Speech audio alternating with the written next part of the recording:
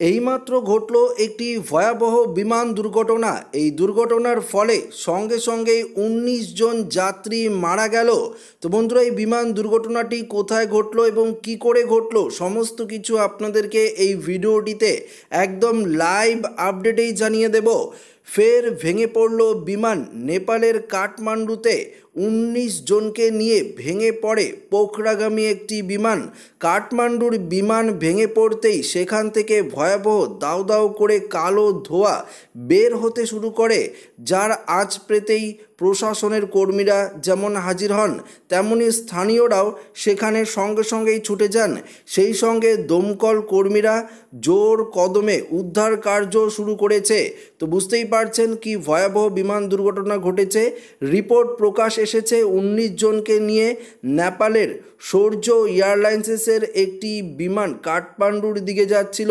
সকাল ১১টা নাগাদ বিমানটি হঠাৎ করে দুর্ঘটনার মুখে পড়ে, তাও আবার ভয়াবহভাবে। জানা যায় কাঠমান্ডুতে যখন বিমানটি উড়ে যায় সেই সময় সেটি আকস্মিক ভেঙে পড়ে। প্রসঙ্গত, নেপালে যাওয়ার পর্যটকদের কাছে অন্যতম আকর্ষণ বিন্দু হলো পোখরা। সেই পোখরাগামী বিমান ভেঙে পড়তেই তা নিয়ে রীতিমতো চাঞ্চল্যকর পরিস্থিতি তৈরি হয়। সূর্য এয়ারলাইন্সের বিমানটি ভেঙে পড়তেই কাঠমান্ডু বিমানবন্দর বন্ধ করে দেওয়া হয় সাময়িকভাবে। তবে কতজনের মৃত্যু হয়েছে সঠিকভাবে সেই তথ্য এখনও মেলেনি। তবে শেষ খবর পাওয়া পর্যন্ত পোখরাগামী ওই বিমানে যে ১৯ জন ছিলেন তাদের মধ্যে ৫ জনের দেহ উদ্ধার হয়।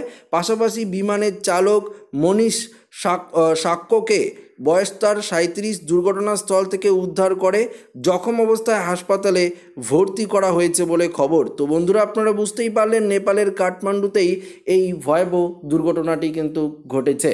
তো আশা করি ভিডিওটি প্রত্যেকের ভালো লেগেছে। ভিডিওটি ভালো লাগলে লাইক করবেন, শেয়ার করবেন, নতুন হয়ে থাকলে চ্যানেলটিকে সাবস্ক্রাইব করবেন। ধন্যবাদ।